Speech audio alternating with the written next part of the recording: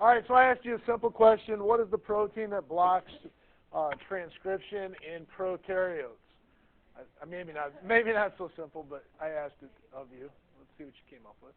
IDK is an honest answer. Let's see. Can you restate the question, please? I don't know. Bruja? Bro? I'm not sure. Repressor protein.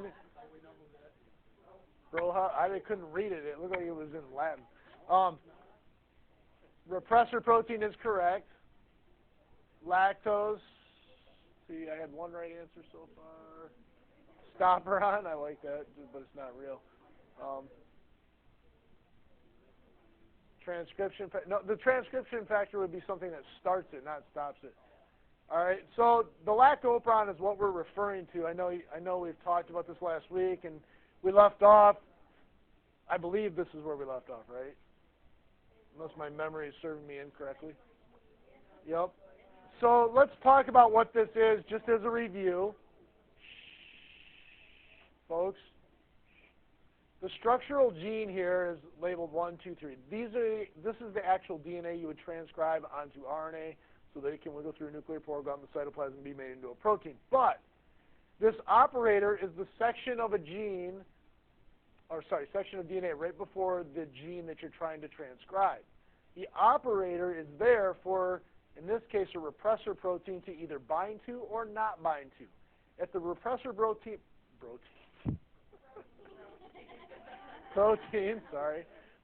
that's going to be a new one now.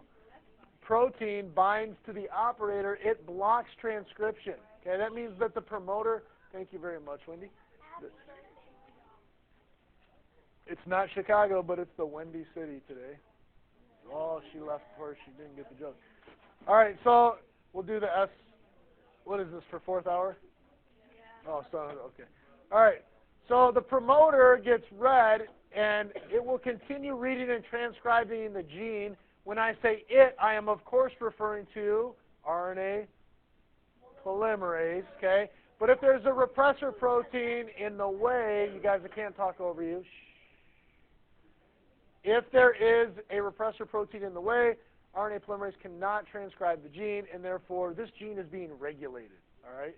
Now, if something binds to the repressor protein and removes it, it can be. In this case, we're talking about the lactoperon, so it would be lactose that would bind to the repressor protein, removing that repressor protein and allowing transcription to occur. This regulator gene is a gene that will actually create and be transcribed, our repressor protein to control this whole reaction. Now, I know that's a mouthful and a pile for a Monday morning, but this is the key to controlling gene expression in most prokaryotes. This is one example. There are many. Now, if you think about arabinose being present, if arabinose was present in the E. coli we transformed, then it glue, meaning that protein was being made. If it was not, it was being blocked. Okay? So there would be like an arabinose operon on that plasmid that we inserted. Okay. Any questions on this? Well, how about this? What questions do you have? Are there any at all? Because this needs to be kind of common knowledge. Everything I just said should just be there. If it's not, please ask some questions about it. You don't need to, no. Only if you have a question. What is the meaning of life, DNA? I don't know. I get to say IDK.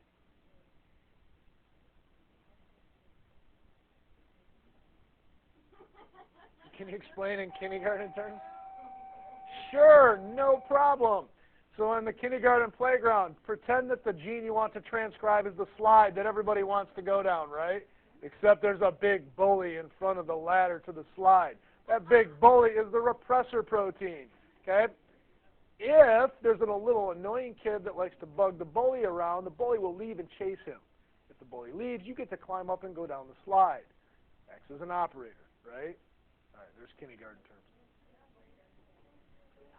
Oh, the operator would be the stairs, kind of, right?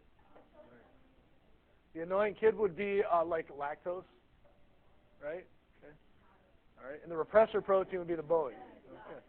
You would be RNA polymerase, wanting to go down the slide. Okay. did we go? I think we went past this. What? Oh, I thought I did. I didn't see any more. I will go back though. Hold on. Oh, there were 20. Holy cow! How old are you? I am 36. Annoying kid equals Mace. Oh. I know, it's not me, it's someone else. I'm not worried about it. I zoned out. Oops. How was your week? It was good. I fed a lot of deer. I didn't get any. No. I just fed them. I just fed them and watched them. Well, yeah, I don't shoot them unless they're big. Yep, that's me. Yeah. 12 years. Well, I was born in 1978. Yeah, that's about normal. I mean,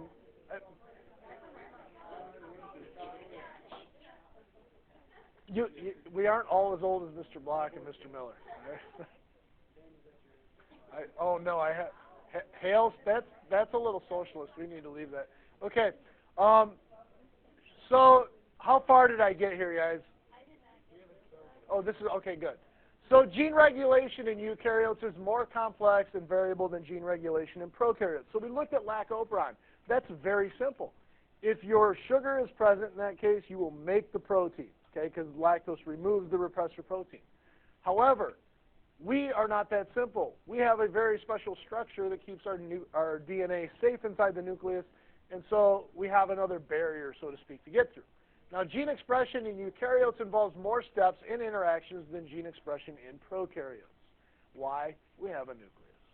So regulation can occur before transcription, after transcription, or after translation. So in our genes, and in our expression of our genes, we can control it before we copy it on the RNA, or after we make the protein. So there's all these different areas that eukaryotes can control their protein or gene expression. So regulation can occur at any one of those three times. Now in eukaryotes, a nuclear membrane separates those processes, so each process can be regulated separately.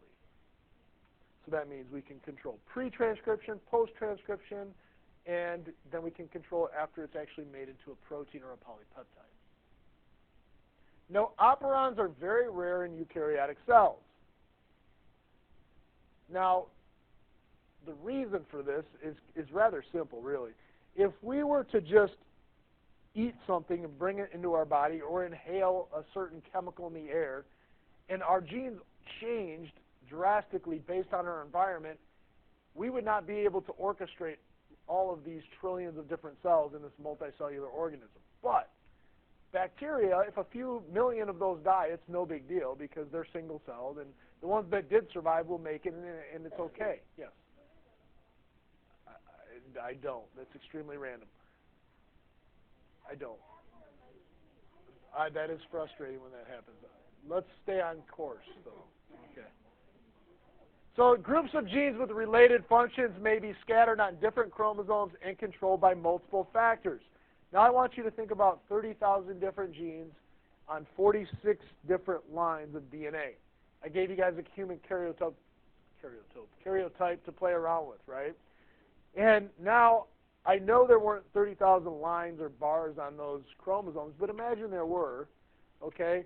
And now imagine that one of those genes on the 22nd chromosome controls or reacts with another one on the first chromosome, and then there's like 20 other relationships to just get one trait, and let's say it's your height, okay?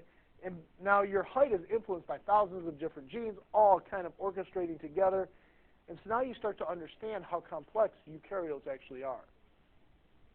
So much of the DNA in eukaryotes may never be transcribed, and even less is ultimately translated into proteins. Most of the DNA, you guys, in your cells will not code for anything. Okay? Anything. So what is it? What do you guys think?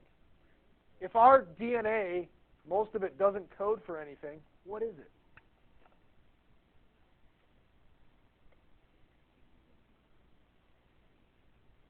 If you have AP Bio right now, it's a pretty easy question.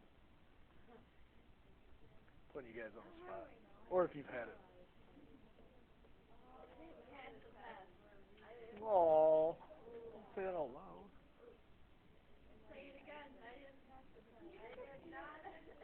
Yeah, what is all of that non-coding information on DNA? Where did it come from?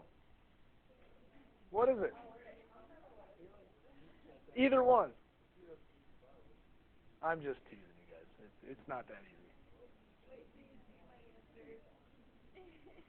Where did it come from?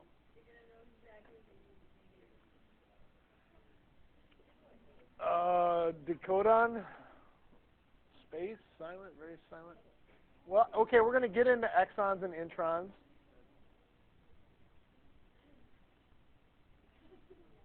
In case aliens invade, you need to adapt to the Martian way of life. Perhaps. We don't know. Filler. I like fillers okay, kind of. Spaces. I got it too. I did not pass.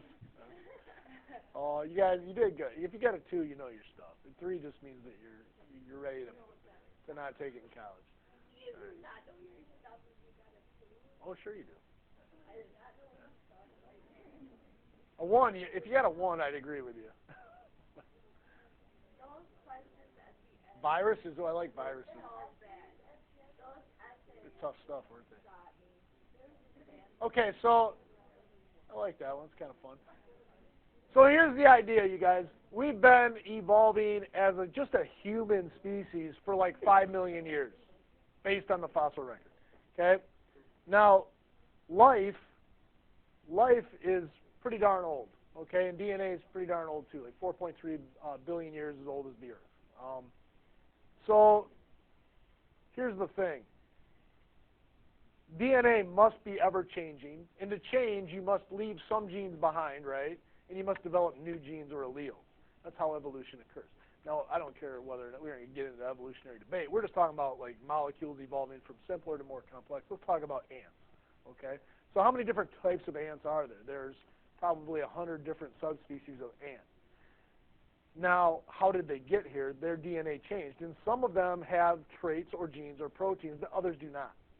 Now, because of that, that means they are transcribing some genes, others are not, or they just simply don't have them anymore. Okay? We have in our genome many genes that we don't transcribe to this date, and a lot of them are viral proteins. So we have spaces between the genes that we actually do use. So we only use a certain percentage of our DNA.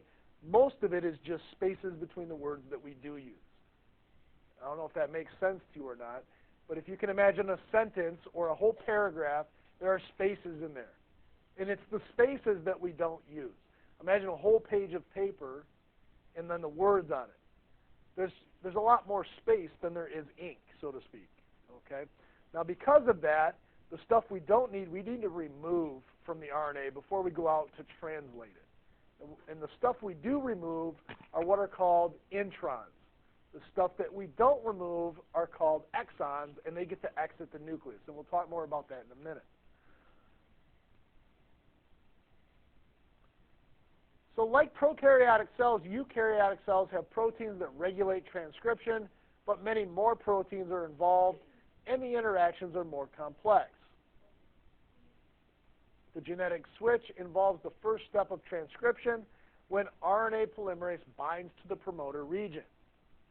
Now, the protein involved in this kind of genetic switch are what are called transcription factors. This is how we control our gene expression.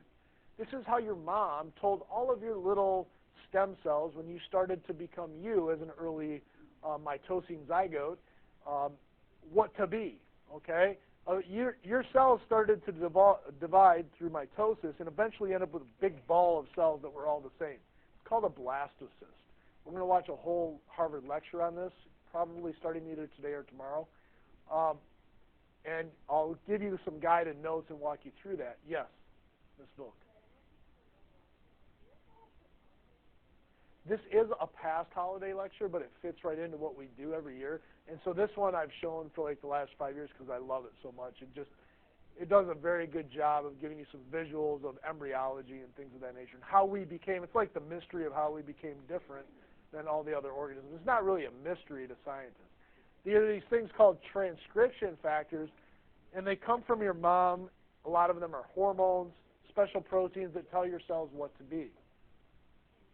Now, a given gene can be influenced by many transcription factors. Some transcription factors act as activators and some as repressors. Now, I've heard that we have a lot in common with a chimpanzee. Like 99% of our DNA is the same. Well, if we're so darn close, why are we so different? So we might have the same proteins. We might have the same genes. However, we express them at different orders and at different times in our embryological development. So if you think about you as an early cell, and then we think about other organisms like a chimpanzee as an early cell, our mom's brains were sending us different signals. Even if our DNA was exactly the same, we could still be very different organisms simply because of the timing of gene expression.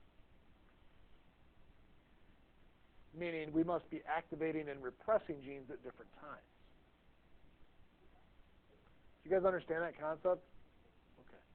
So one kind of DNA sequence that can be bound by an activator is called an enhancer. So sometimes these activators bind to enhancers, and go figure, an enhancer speeds up transcription of a certain protein. So enhancers are often located thousands of bases away from the promoter. And when I say bases, I'm talking about G's, C's, T's, and A's. It'd be like a long space between the beginning of a gene and the area that controls or enhances the gene. And a loop of DNA will form as the factors interact at the promoter site. So we're familiar with DNA being able to loop, right? Like RNA polymerase. Remember we talked about how DNA replication, how we have to loop DNA to copy it.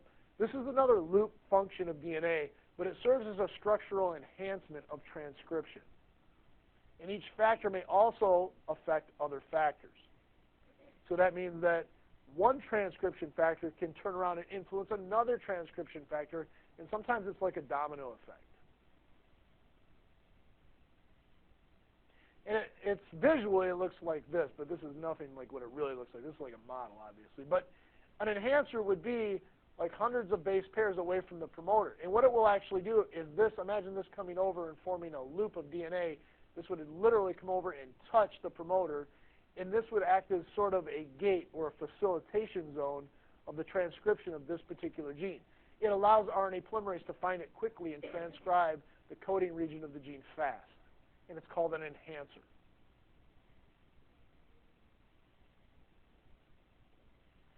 Now, in eukaryotes, many genes contain non-coding sequences or segments of DNA that will not be translated into amino acids. The non-coding segments are called introns, while those portions of the gene that do code for amino acids are called exons. Why do we call the ones that don't code introns and the ones that do code exons? Come up with a fun little way of remembering that. How are you going to remember that introns do not code for anything and exons do? You tell me. I'll tell you how I remember in a minute, but you tell me how you're going to remember. Don't tell me you're going to write it on your hands. You know what's funny? My daughter writes all of her events. They write them on her hand for swimming, you know. And she was in class, and the teacher thought she wrote the answers because she had all these like times on her hand. And she looked like she was looking at it, so like she got yelled at for half a second, and then the teacher looked at it and was like, "Oh."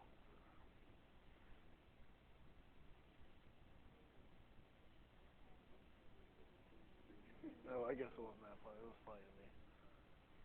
What are the shirts for? Hip hop, high kick? Just dance. What's swag?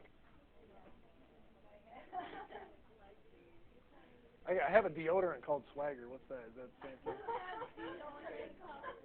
Yeah, it's like Old Spice flavor or scent or whatever. I don't taste it. I've never tasted it. I don't know. Not really. It's not a flavor. Yeah. What's it mean?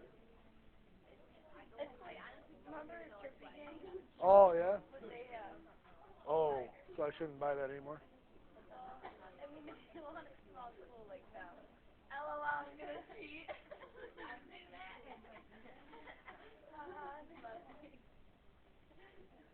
N means that inside, if they don't code, they don't show on the outside. X means that, okay, that works too.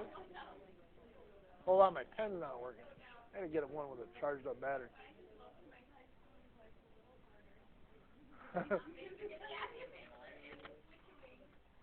Switching.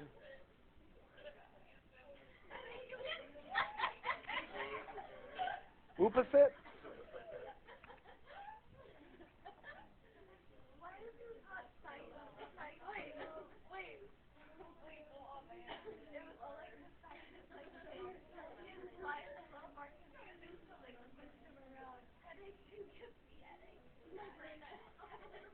Codes exit. Okay, exit. They exit and they get coded for. I like that one. Okay. No, I like this. Exons are expressed. I never thought of that.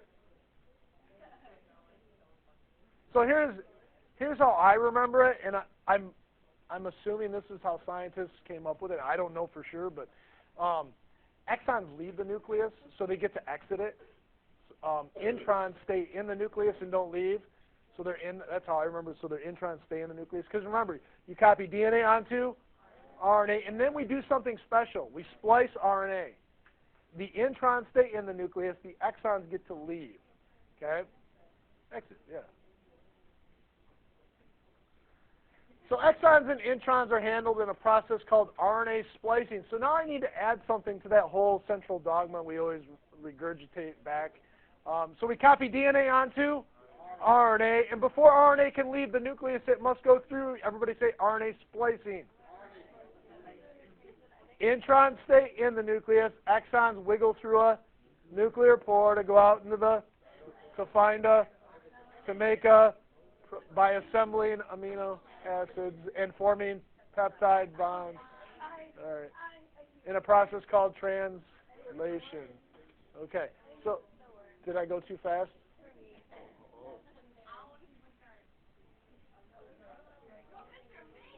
Somebody asked me to go back.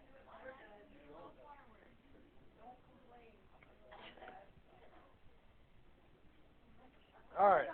That was too fast. You aren't done yet? Hold on. All right. Yes, ma'am. I'm sorry, what? Mine are in. Friday? Last Friday? I think like there's a deadline for teachers, but I go by the one I give you. That way everybody knows. So you guys should be able to look at mine, and that's your grade. Unless there's something missing and you missed, you can come in and I can still fix it, but you better do that by the end of today. So what? Oh, I think like Tuesday at midnight or something like that. So but don't wait till Wednesday.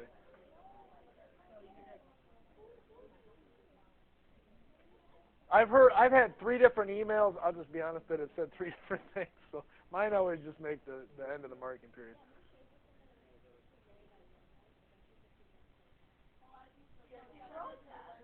Uh,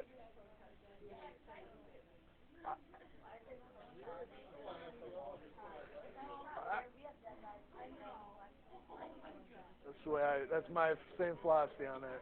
Unless, of course, you're out for like 10 weeks or something. Then we're gonna do something. So, all right, please let's return to transcribing DNA. So after eukaryotic genes are transcribed, the introns are removed with the help of certain proteins, enzymes, of course. The exons that remain are spliced or rejoined together to form a smaller mRNA molecule. So now, you guys, think about copying DNA on RNA, and then we splice it, so it's even smaller than what we thought, right? So RNA is significantly smaller. It is only one of 30,000 different genes, and then we take only one side of DNA and copy it onto a single strand of RNA, and then we cut sections out of it and only remove part of it, the exons, and then that's removed from the nucleus. So it's super small compared to DNA. Now finally, the splicing mRNA leaves the nucleus and is then translated. So this is the part we don't teach in regular biology about RNA splicing, because it's hard enough for me to get the idea that you copy DNA onto RNA and then that leaves the nucleus and you go through translation. Now you guys need to further understand that it's even less information that we remove because we remove a lot of that information. So would I want to copy a viral protein? Everybody say no. No. So I would cut out things like that. These things that have been reverse transcriptase into my genome from past evolutionary versions of humans. Okay? And imagine we even have, you guys, we have DNA inside of us that is part of past bacteria. It's bacterial DNA that we have to cut out so we can make our functional structural genes as to who we are. It's kind of creepy because we have all of this extra information inside of us and we don't use it. It's just there. Could we use it someday? Maybe. That is actually one of the theories out there of how organisms are able to survive certain catastrophic events, because we do contain genes that might be activated by future environments or conditions. Sounds like a sci-fi movie, doesn't it? Yeah. So what if I told you you have an organelle inside of your cells that has its own DNA and divides on its own and has its own ribosomes? What would you tell me then? It's called the mitochondria, right? It's like a little alien bacteria living in you that keeps you alive. And without it, we all don't have energy. Oh. You guys remember the endosymbiotic theory from biology? Bless you. Yeah, we just talked about last week. Yeah. Chloroplast. Nope. All right, so the splicing of eukaryotic genes creates additional opportunities for variation over time. Because each exon encodes a different part of a protein, cells can occasionally shuffle exons between genes and thus make new proteins. Holy smokes. This means that while I am actually cutting my DNA or my RNA up, those exons, those little chunks of RNA, could actually recombine and make a new protein. It's kind of weird, isn't it? Yeah. So the thousands of proteins in human cells appear to result from shuffling and recombining of a few thousand exons. And some human genes genes are, sorry, I forgot my space is in the wrong spot. A few thousand exons, some human genes are made up of multiple copies of similar exons. So now, I really want you to think about this. When you go to the store and buy Legos, you do not have like 30,000 different Lego options, right? You have like maybe blue, red, green, all your primary colors, and then you have maybe 10 different sizes of those, right? And those make up like any Star Wars battleship you want to make out of the Legos, okay? Or it could make, let's say, a playground. Or you can make anything out of Legos, right? So now imagine our exons are like that. They're just different Lego pieces. And how I put them together will give me a different structure, a different protein. Now you start to understand how we're made? We're not necessarily as complex or unique as we think. We're just a lot of different types of exons stacked together in a lot of different ways to make many different proteins.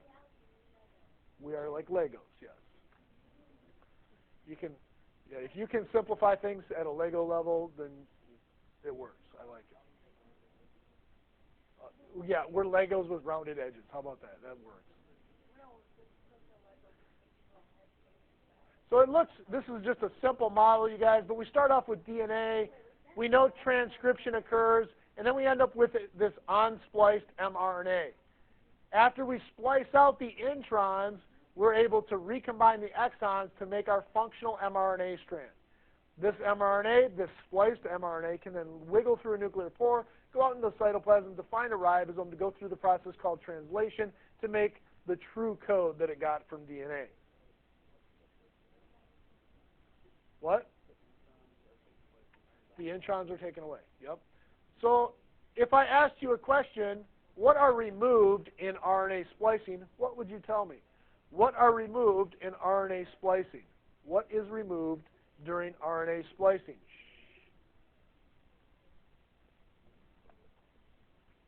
What is removed in RNA splicing?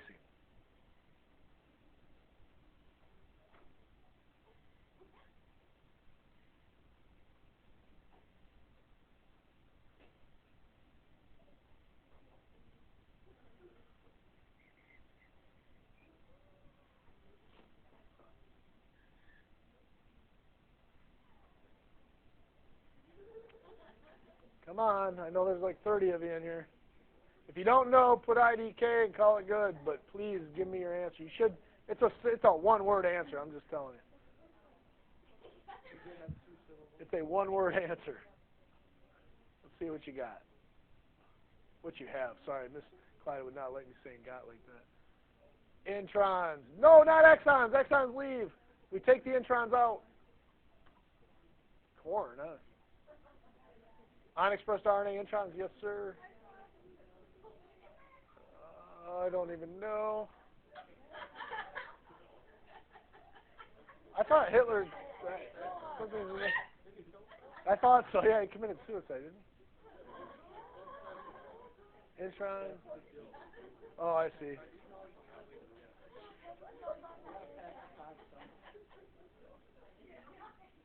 Introns for sure. Well, I wanted to say exons, but no, it's introns. Sounds like a transformer, doesn't it? Like intron. The introns are removed, the exons remain. Yes, shortly after a poly A tail. Yes, yes, yes. Mr. Royer, thank you. Then the length of expression and guanine cap are added. Yep. It's also why we age, right? Oop. You like the telomeres? Yes. So after translation, you guys, a chain of amino acids is formed, but the protein may not go directly into action. So here's the thing. We talked about being able to control transcription, how we splice RNA, and then that RNA goes out into the cytoplasm to be made into a protein. However, that might not be full expression yet. That doesn't necessarily guarantee gene expression. So after translation, a chain of amino acids is formed, a polypeptide, and the protein may not go directly into action because it has to fold, right? And if the protein doesn't fold, it doesn't really go beyond the primary or even the secondary structure. It needs at least a tertiary structure to perform. So further chemical changes may alter the structure and function of the protein, and such changes may affect the protein's shape, stability, or interaction with other molecules. So just because I have a string of amino acids, a polypeptide, does not mean they've folded into that secondary structure or created more complex bonds between their R groups and formed the tertiary structure. Now, a quaternary structure would be if two different proteins came together, all right, or two different polypeptides came together. So imagine not functioning being stuck at either the first or second folding structures of protein. So a newly made protein may be needed in a specific location within the cell, and the presence of getting proteins to their correct destination is what is called protein sorting. So I'm really going to dig back into your organelle structure and function here in a minute. Now, protein sorting occurs in many parts of the cell, such as the Golgi apparatus. Can anybody tell me what the Golgi apparatus does? Please tell me what the Golgi apparatus does.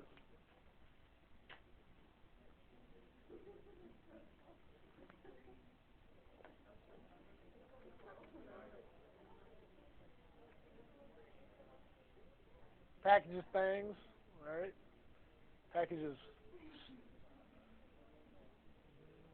helps you. Oh my goodness. They need to do something clever with Google and Golgi. I agree. Doesn't stop some people laughing annoyingly. That's true. They don't. Well, so are people who laugh uncontrollably all the time. So, my Bluetooth's not working. All right. I'm just reading. Exports provided, okay, from the rough ER like that. Export. Oh, so let's talk about the Golgi apparatus as it pertains to proteins, okay? So I need, you guys, I really want to draw from some of your past knowledge here, which is going to require you to actually seriously think about the cell. So in our cell, we have all of these different little tiny organs that help the cell work. They're called organelles. We've talked about a few, right? We talked about the nucleus. We talked about the ribosomes. Now, there is smooth and rough endoplasmic reticulum. What is the difference between smooth and rough? endoplasmic reticulum. What is the difference? See if you guys remember.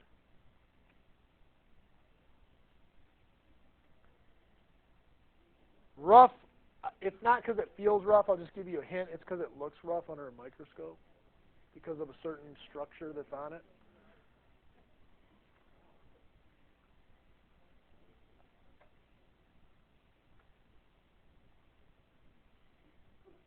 In 5, 4, 3, 2, 1. Smooth looks smooth, rough looks rough, but why is the question, right? Rough has ribosomes. Very good. They both are making vesicle structures, okay? The rough one is actually the one that's going to be packaging proteins, right? Okay.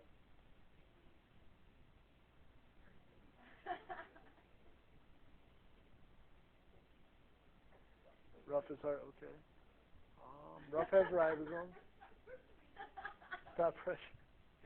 Putting you guys on the spot, you know. Why can't I just forget everything I learned last year?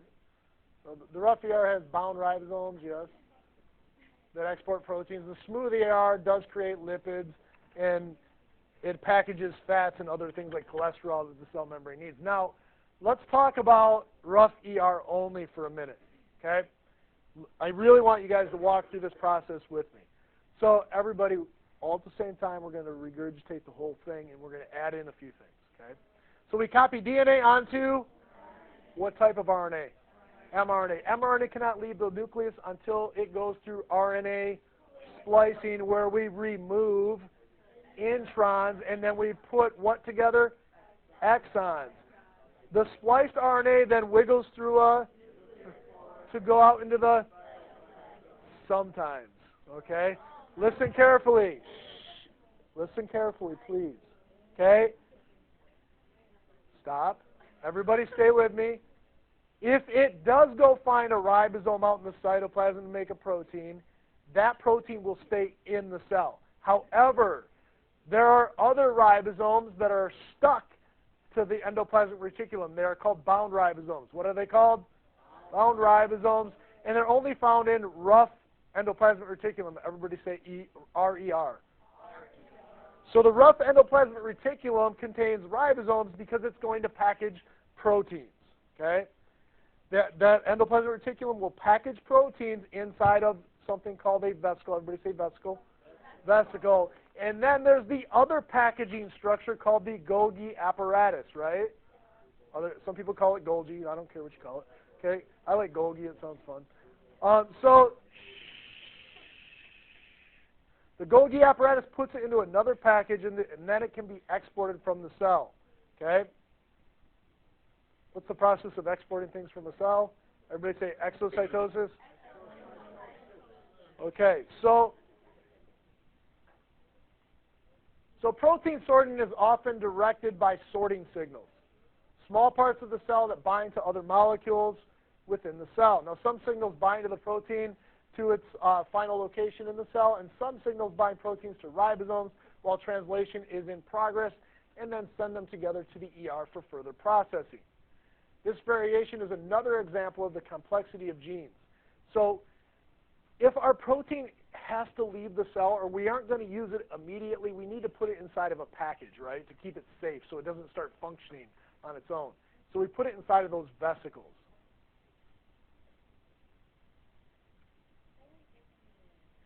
Do I need to go back? Which one? Oh, it's... There's nothing actually missing. Oh, okay. Which one is it? Show me.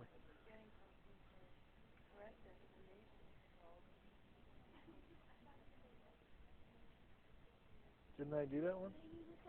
Oh, I just have to go back. Oh. I'm sorry. Protein sorting? Yeah. Okay. So let me just draw a picture of this real quick. My drawings are terrible. You guys know that, but I'm going to draw one anyway.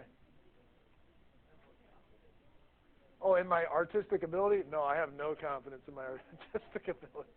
All right. So, you guys, let me go up to the board because this thing's not working. So inside of the cell, we have the nucleus, right? And then we have our DNA here inside of the nucleus. We copy our DNA onto, you guys do this with me, please, RNA. And then we remove the introns, right? And we put the exons together. And then that RNA can wiggle through a nuclear pore. Sometimes it goes out and finds this tiny two-part structure called a ribosome, right? Okay?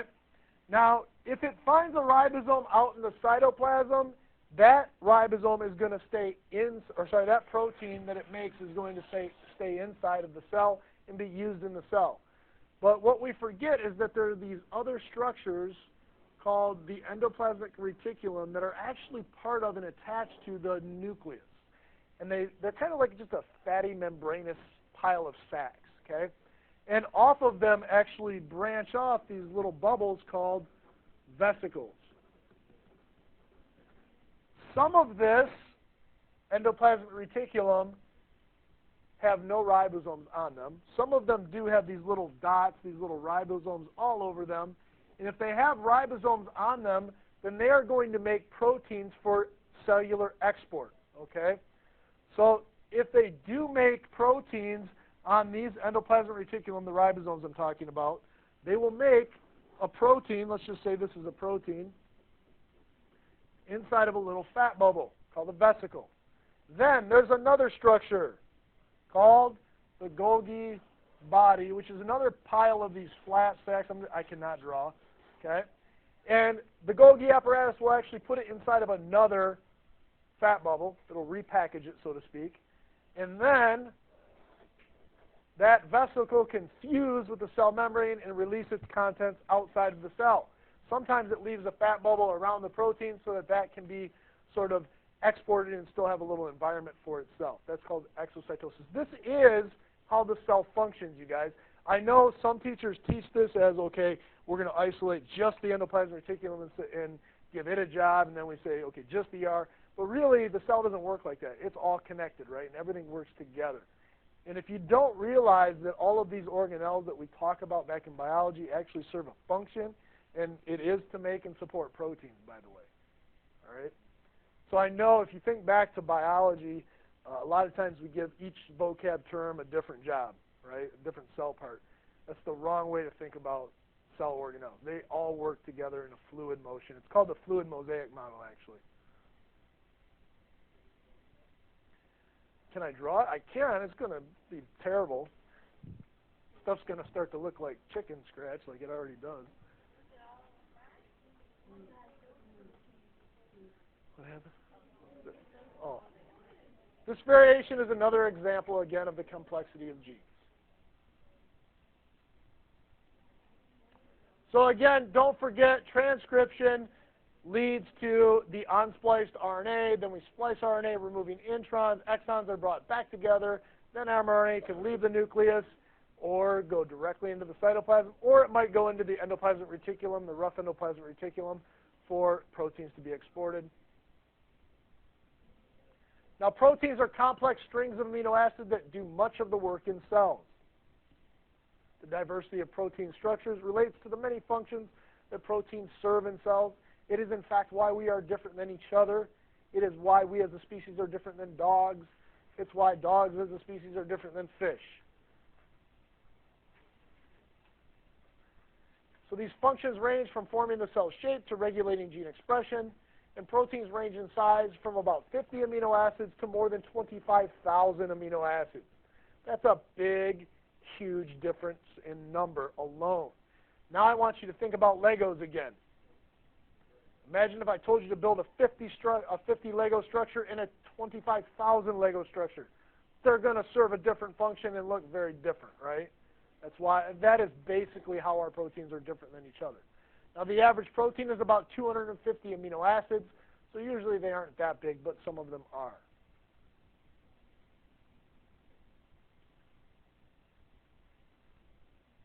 So the sequence of amino acids in a protein determines its three-dimensional structure and chemical behavior, and in turn, this folding determines the function of the protein.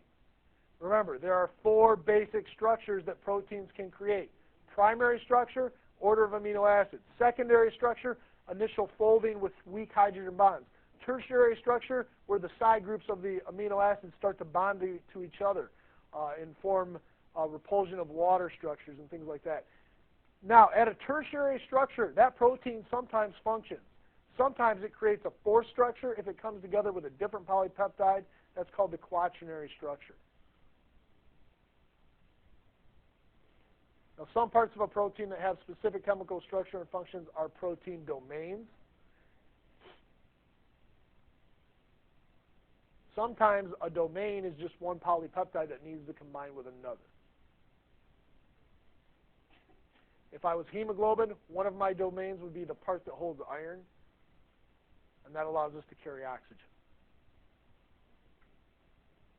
Now, a protein may have several domains, each with a specific function, and in eukaryotes, each domain is usually the result of a specific exon.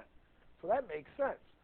So that means that within one section of DNA that I'm copying, there are several different parts of a protein I'm coding for. Like, okay, you're going to be the part that, let's say, keeps us repelled from water. You're going to be the part that holds iron. You're going to be the part that gives us the structure that allows us to not be attacked by white blood cells, okay, and shows that we're here. And so every different part of all of our proteins is going to be coded for. It's like saying, okay, you code for the arms, you code for the head, you code for the tail, you code for the fur, okay, at a very simple level, at the protein level. So finally, large proteins may be made up of several smaller proteins or subunits. So sometimes we need to bring proteins together. What is an example of that we've already talked about? It's a 2-part structure. What have we already talked about that requires 2 parts to function that acts much like this? I'll give you a hint. It's what allows translation to occur.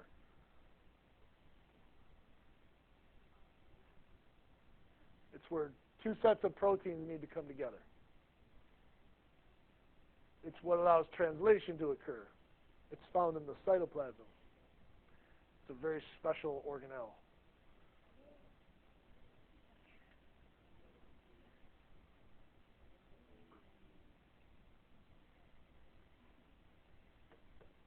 Well, I told you it's where translation occurs.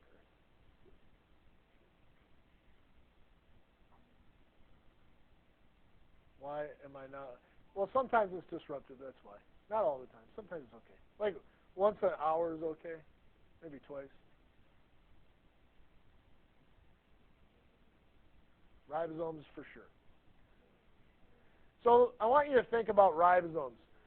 Ribosomes have 2 halves of their equation. Everybody make 2 C's with their hands, like this, and then fit them together like this. Okay? Now, there's a large part of a ribosome. My hands are the same size. But imagine my left hand's huge and my right hand's small. They fit together around mRNA to read it, almost like a film strip needs to be put and clamped into place so you can run it through a projector. I know we don't have too many of those anymore, but you understand that, right? So it has to clamp down to read it, just like your mRNA.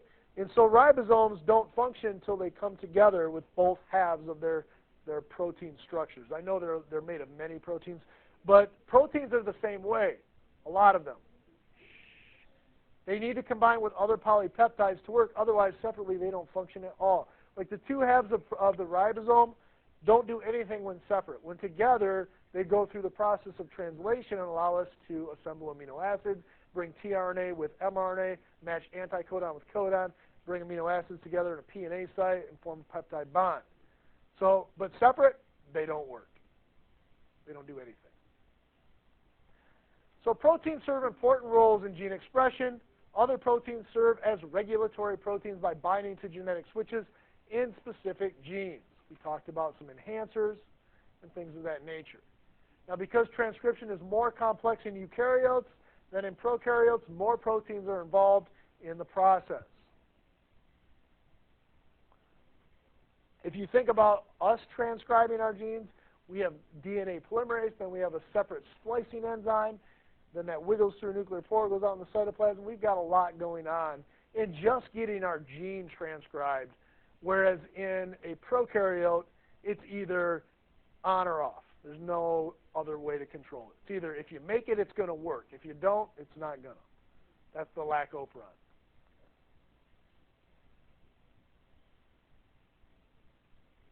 Now, likewise, more enzymes and structural proteins are required for translation in eukaryotes. Even after translation, additional steps may be needed to make a protein fully active in its proper place in a cell.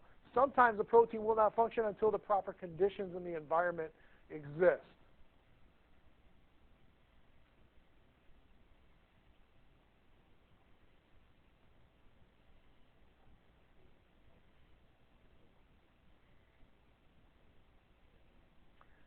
So a quick summary, and then I'll let you breathe.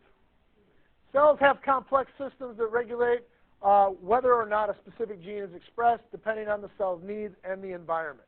You will not make a protein unless you need it in your body, unless, of course, you have a disease. That's different.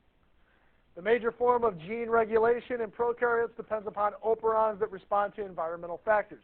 The major difference between us and a prokaryote is prokaryotes are directly influenced in the gene expression that they have based on what their environment is. We are not. If we were to respond to our environment that drastically every time it changed, we would not be able to be more than one cell. Gene expression in eukaryotes is more complex and variable than gene expression in prokaryotes. And the sequence of amino acids in a protein will determine its three-dimensional structure and its chemical behavior.